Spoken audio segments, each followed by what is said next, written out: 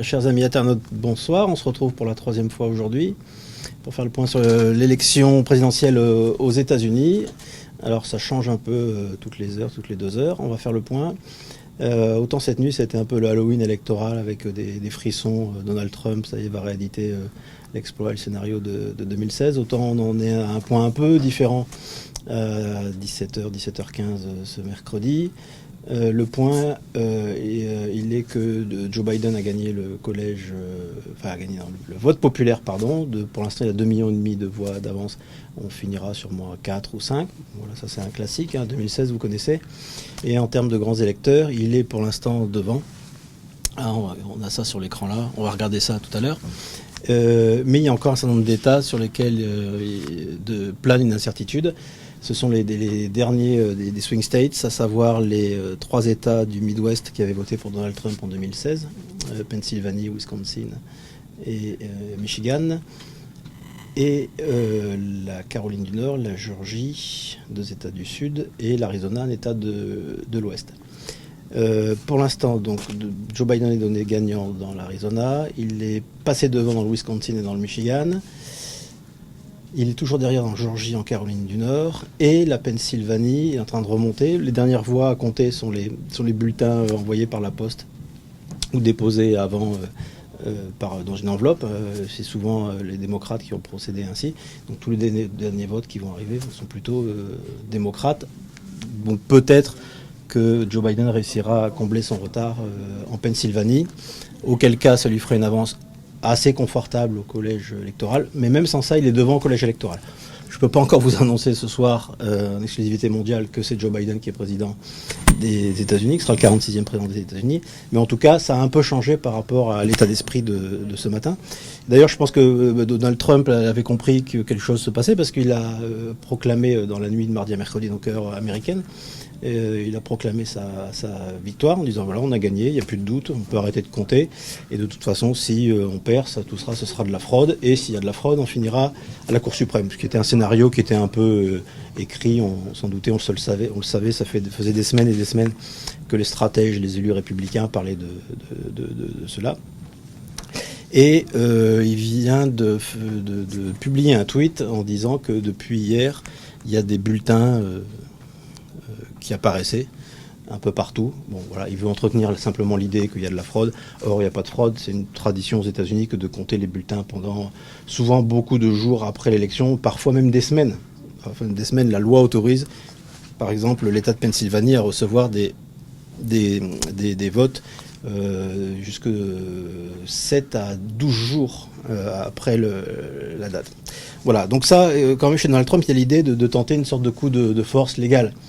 À la fois pour tenter d'amener l'affaire devant la Cour suprême et donc de faire décider, comme en 2000, la Cour suprême avait décidé d'arrêter le recompte en Floride, donnant la victoire à George Bush, W. Bush, de 537 voix en Floride, de faire statuer la Cour suprême sur 1 ou 2 États qui seraient basculés dans la marge de quelques milliers ou quelques dizaines de milliers. De toute façon, il y aura un recompte, à moins de 1%, il y a un recompte. Donc là, ce qui se dessine, à mon sens, c'est une procédure longue, fastidieuse et laborieuse de décision de justice, de décompte et de recompte. Voilà. Ça, c'est le cadre général. Ce qu'on peut dire, les leçons de cette élection, c'est d'abord, les ressources du Trumpisme. Les sondages avaient donné Donald Trump distancé. Il ne l'est pas. Il est battu au suffrage universel, mais il n'est pas du tout distancé. Il réussit même à récolter une part de l'électorat potentiel beaucoup plus importante qu'en 2016. Donc il faudra voir exactement où et qui, comment ça s'est joué, la sortie de l'abstention de dizaines de milliers, de centaines de milliers, voire même de millions d'électeurs. Alors, on n'a pas encore les chiffres précis, donc on se refera sûrement un point au moment où on aura vraiment les chiffres.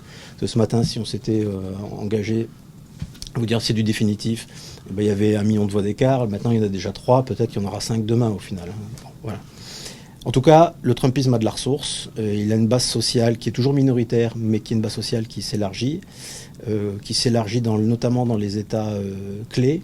Donc ça veut dire qu'il y a une surmobilisation là où il y avait enjeu, et je me pose une question de quelle mesure les sondages qui annonçaient un raz-de-marée démocrate n'ont pas fait sortir de l'abstention un certain nombre de personnes qui ne comptaient pas forcément voter pour Trump, qui sont plutôt évidemment d'orientation conservatrice, républicaine, voire nationaliste, qui se sont dit on ne peut pas supporter un tel raz-de-marée, et qui sont allés voter. Mais on verra au fur et à mesure du temps, avec les études et les enquêtes, quel socle sociologique ça reflète. Et puis ça montre aussi les limites de l'anti-Trumpisme. Joe Biden a plusieurs millions de voix d'avance, il va peut-être gagner le collège électoral, mais le Parti démocrate ne peut pas se satisfaire d'une victoire qui n'est pas franchement à la Pyrrhus. Mais enfin bon, c'est dit, le Sénat va rester républicain certainement. Donc même si Joe Biden est président, il n'aura pas les deux chambres pour pouvoir mener ses politiques. Enfin, c'est quand même une victoire rabougrie. Et donc qui pose la question de la stratégie qui a été adoptée il y a plusieurs mois, qui est assez simple, c'est de faire de l'anti-Trumpisme le plus petit dénominateur commun, qui permet à Alexandria Ocasio-Cortez, députée qui se réclame du socialisme démocratique de New York, et à John Kasich, qui est un ancien gouverneur républicain de l'Ohio, anti-avortement, anti-syndicaliste, de se retrouver dans la candidature de Joe Biden pour chasser Donald Trump. Avec l'idée de la part des élites démocrates que ce qui était possible à l'échelon national, ces personnalités l'était aussi à l'échelon local, et que donc il y avait un jeune militant pro-Sanders, pro-environnement, qui était capable de voter pour Joe Biden comme un républicain, un fils de républicain country club bantin. Manifestement, il y a une limite. Ça, c'est clair, même si 4-5 millions, si c'est le cas, c'est pas rien du tout. Bon, enfin, on parle quand même d'un président qui a passé 4 ans à diviser les Américains, puis c'est pas seulement fait qu'il est divisé, qu'il les a aussi un peu, par son inaction et son déni, qui a un peu aussi contribué à les tuer, dans le sens où les États-Unis sont le pays qui ont le plus lourd bilan en termes de victimes du coronavirus, 230 000 morts. Et malgré ça, Trump survit ou surnage, en tout cas n'est pas emporté par une vague. Donc ça pose quand même une question de la stratégie du Parti démocrate, d'autant que Bernie Sanders avait alerté à plusieurs reprises pendant la campagne en disant qu'il faut faire une campagne de substance politique. Et moi je vois un symbole à cette stratégie qui... pas dire qu'elle a échoué, s'il est président, il n'aura pas échoué, mais enfin, bon. C'est la Floride. C'est-à-dire que pour éviter d'être taxé de socialiste, en Floride, où il y a beaucoup de réfugiés cubains, enfin, d'enfants de réfugiés cubains et vénézuéliens, il a mené profil bas. Donc le thème, c'était retour à la décence, on va revenir à la normale.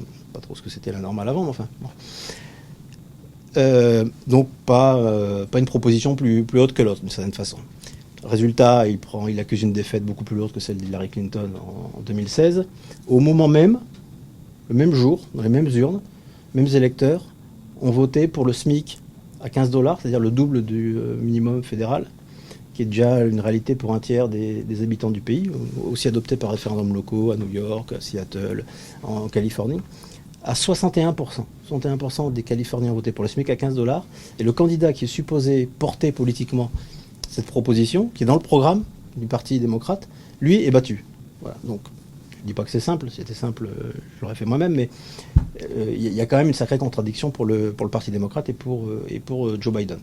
Voilà. Et c'est une contradiction qui ne s'arrête pas demain s'il est élu, parce qu'une fois élu, que fera-t-il de ces mêmes propositions? Est-ce qu'il va continuer simplement à dire c'est le retour à la décence, donc j'ai une présidence normale, comme aurait dit quelqu'un ici, mais...